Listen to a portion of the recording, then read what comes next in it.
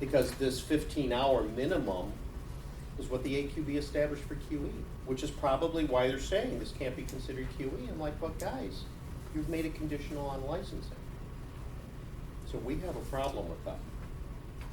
I mean, all states do, but our first thing is, do you want all trainees to take it? That's the thing you guys need. And you don't have to think about it today. You can debate it and come back next month. Can we table it for next month? Yeah, that's fine. You can table that and discuss amongst yourselves. I just thought, I'm starting this process now because we're going to have rules up for the 2015 changes. That means in 2014 we got to propose them. Yep.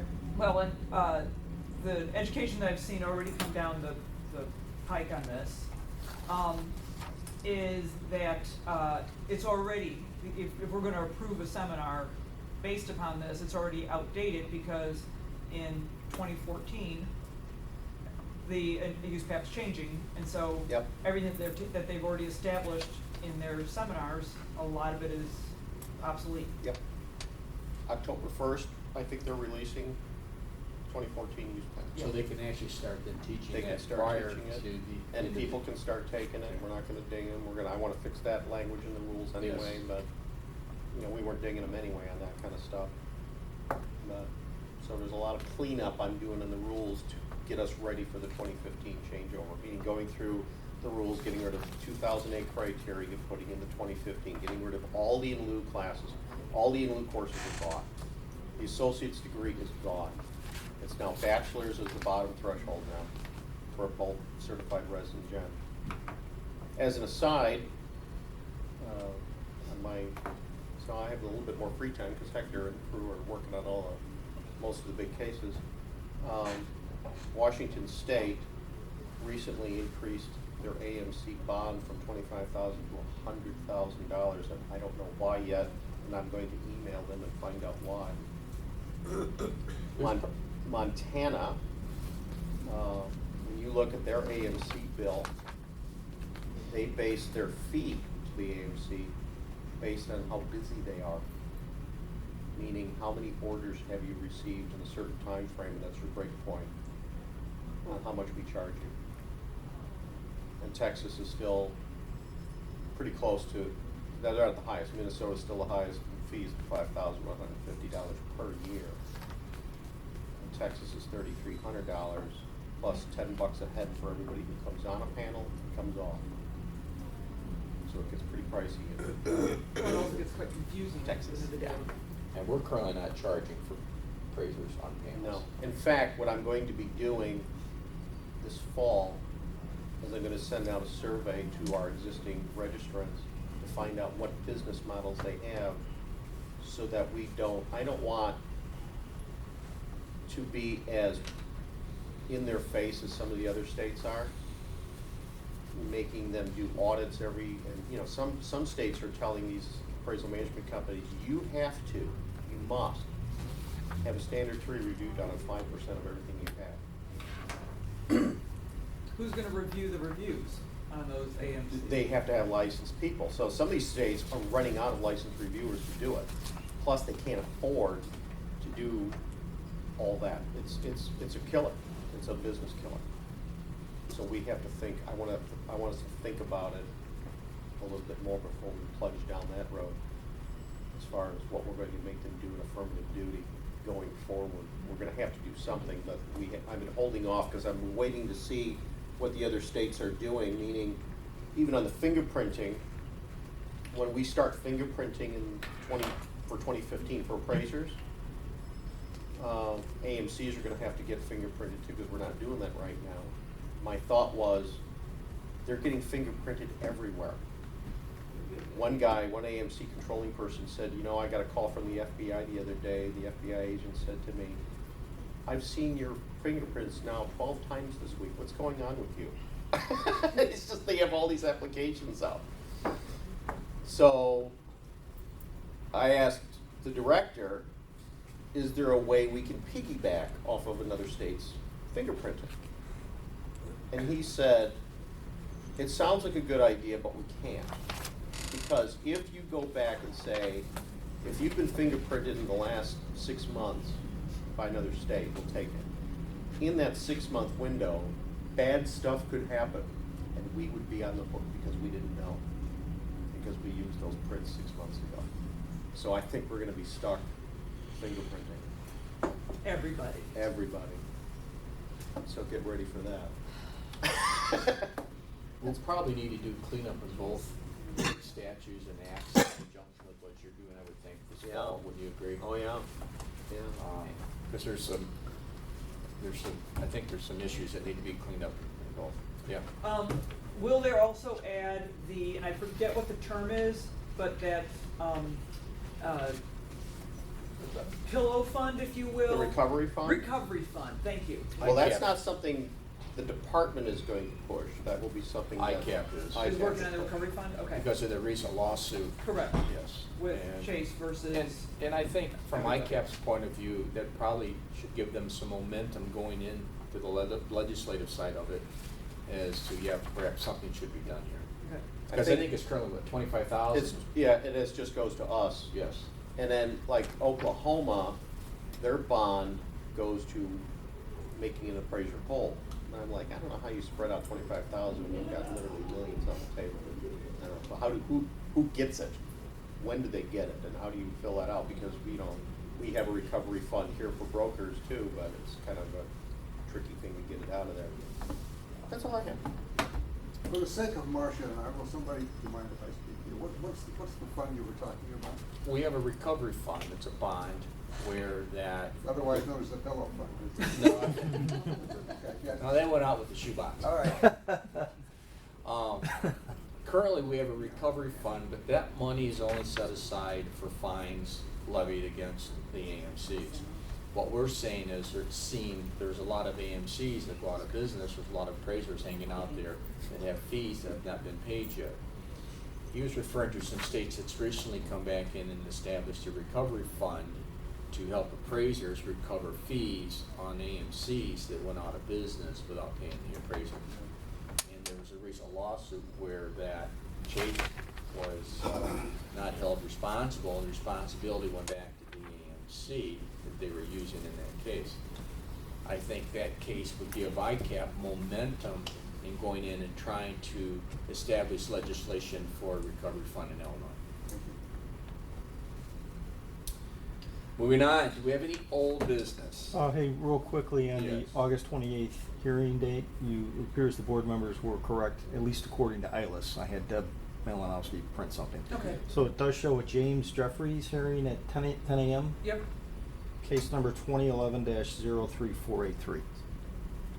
Okay. This is according to ILS. Of course, there is a chance that what may have happened with the hearing officer is more current than what's in ILS, but right now it looks like there is a hearing. Okay. Good. Thank you. That's Maureen and maybe David. Yeah, David said he wanted to attend that. Do we have any old business? Okay, moving on to new business. We have down the ASC survey, and this was apparently a request for board participation as far as the amount of hours that each board member invests on, I guess, a monthly basis. And I think we put it on the agenda only because we were a little curious as to. Why? Thank you.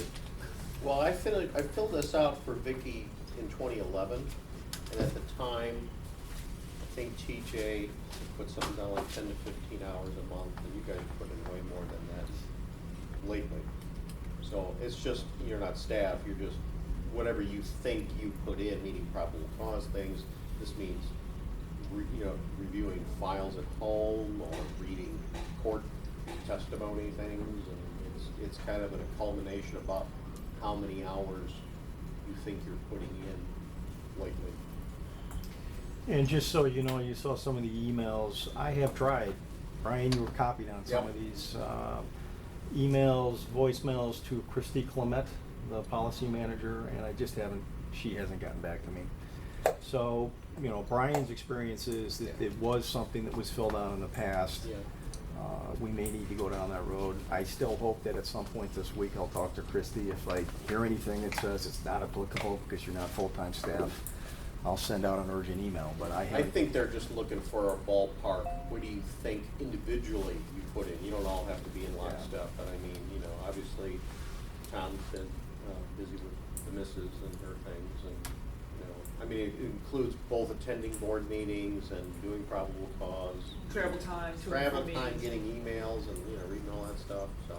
But this is for the benefit of the department, not the ASC. This No, would this assist is- the department in filling out the questionnaire? No, it's an ASC form that they're Yeah. asking us to fill in. Yeah, they started And this in 2011. Yeah. And then 2012, I don't think they sent us one because we were in big trouble. So 2011 is the last one. That's what I gave Louisa a copy. I sent you a copy of the one that I had filled out in 2011. It's just so, it's literally, it's comprehensive through the Yeah, department. we're certainly gonna provide that for the department staff, but it's, the information is going to the ASC per their request. Yeah. But the questionnaire we fill out goes to the department, then the department takes that information and puts it on another form and then submits it to the ASC. Well, you could correct? just send an email and just say I put in 50 hours a month or Yeah, we On can, average. yeah, something, or. yeah, you 90. can email the information, and I think Louise is being gracious enough to help us Yeah, complete she's- the actual she's populating the field. draft, the final draft of the form. So it is what it is. Anybody else have any questions? Everybody clear? So do we go ahead and? That sounds like it's not an option. Yeah, I mean, For yeah, Mr. yeah. Mike. Just if you think about it, ballpark it. Ballpark. Next on the agenda is the new education forms. All right, new education forms. Inside the packets, there should be.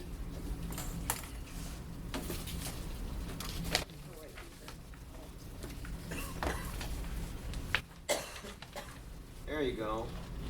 There's a, inside there is an old, and I do mean old, ASC staff recommended minimum education file documentation sheet. It's 1, 2, it's like 5 pages deep. Before I go through the process of actually creating forms, and I'm already starting to create forms, you might want to scan this. I had emailed them myself some time ago asking them if this document was still relevant, and they never said. So I'm going with yes, to be safe. Okay, So thank you can, this is the stuff they would look at our program to see if we have. So I was going to build forms around this sheet.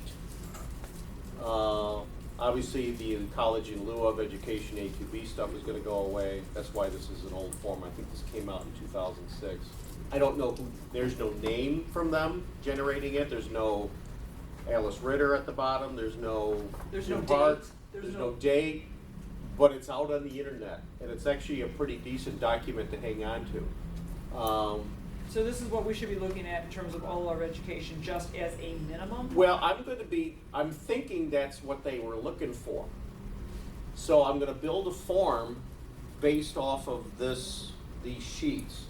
I don't wanna make it too complicated. The other thing I'm gonna start doing is, because we're gonna have to carefully vet USPAP instructors, meaning we're gonna have to make sure that the USPAP instructor actually has their active certification. I'm gonna have to be requesting that from when we get an education course provider. We're gonna ask who your USPAP instructor is gonna be. Don't tell us 5 minutes before you have one. Do they need to, does then the instructor become approved? I'm thinking we may wanna go down that road in Because the I know future. Indiana does approval, you know, the course provider, the instructor has to be approved. Do you wanna do that? And that was a question I was gonna pose to you. Do you want us to go down that road and start approving instructors and disapproving others? In the past, wasn't we leaving that responsibility up to the educational provider to make sure that they were using discipline-free and USPAP instructors? Well, not discipline-free. We were actually making, you have to, for a USPAP class to be viable, the instructor has to be certified. They can't have a pinch hitter come in off the, you know, out of the dugout. I'll do it today. So they have to be that. The online stuff is really strict, because there has to be a further certification for that. I think it's a CDEI, or I don't know, I forget.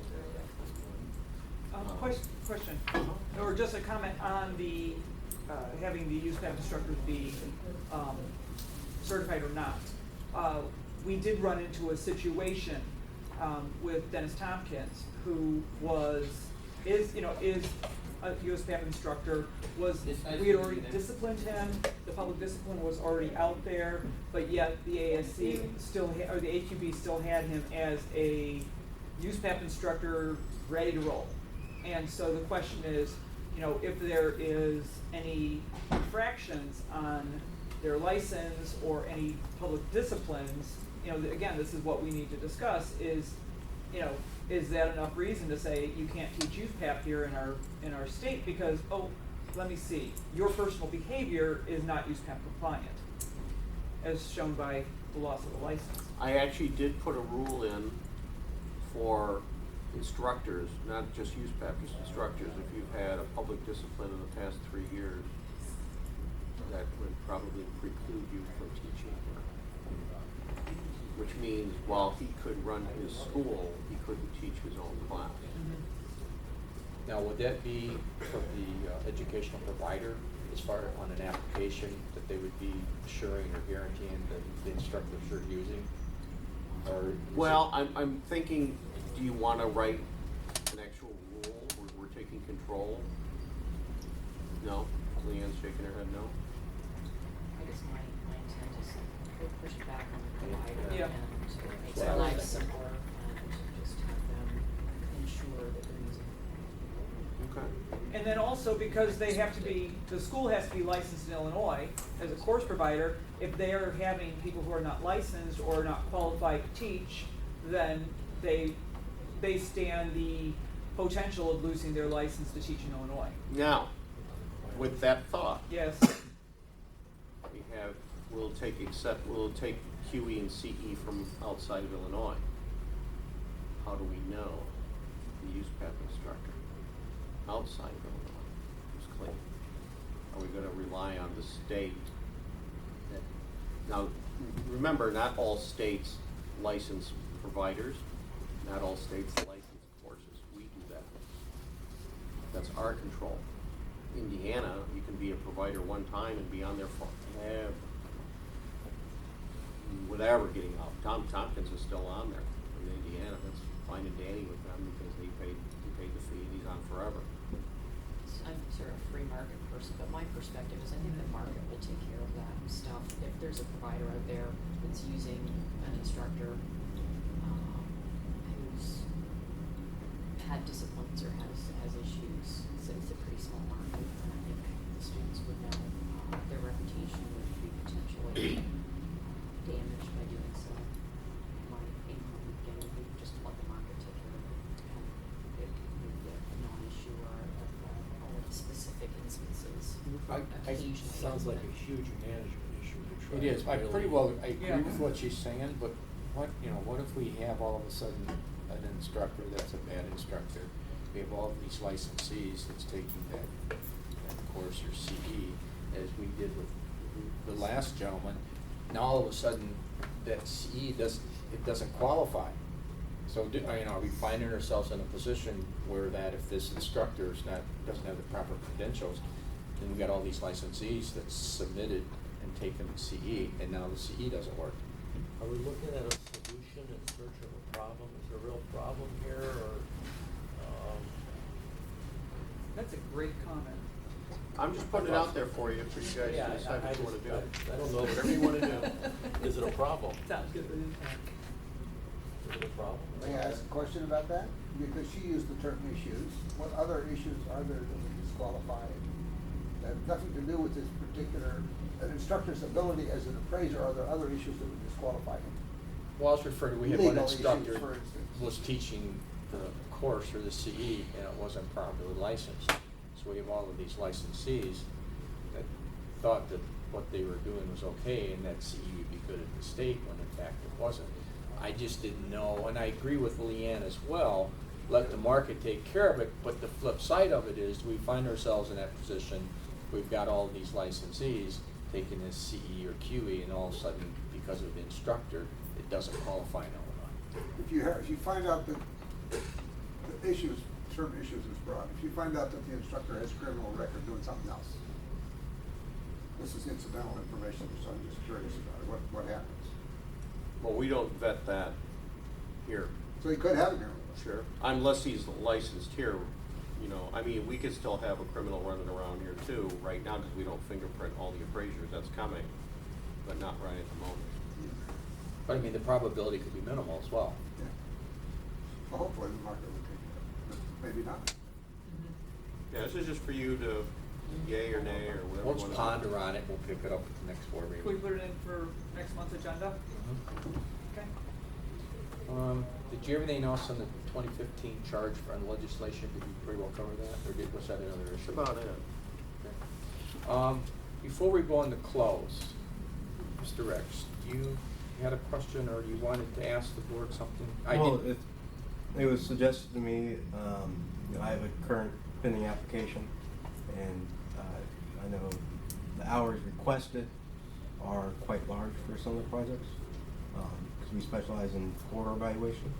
For instance, I believe I requested 1,250 hours for evaluation of Florida East Coast Railroad from Jacksonville to Miami. So if there are any questions regarding amount of hours or whatever. Are we doing this in open? This is a licensing issue. Right, he attended the meeting today, and I was going to give him an opportunity to at least address the board with his question. Okay. Okay? But because of the nature of it, it's probably something that should be dealt with in closed session. But I didn't want to ignore the fact, if you took the time to come down here, you would at least be given an opportunity to ask your question. Okay. And I didn't give you that at the beginning. Did you have a question? Is this a current application? It's a current application that we probably need to discuss in closed session. Is he gonna stay for that? You would have to invite him. Mark, can they do that? Invite Yes. him? Yeah, for that one For that, because it's a specific licensing issue. thing. Yeah, right away. Did anybody else have anything before we begin the closed session? All right, that being said, let's take a 5 or 10 minute break. When you come back, we'll go in closed session. And Mr. Gorman, thank you for your attendance today. It's always exciting to come here. It's just awful not to be able to chime We in. feel the same. Oh,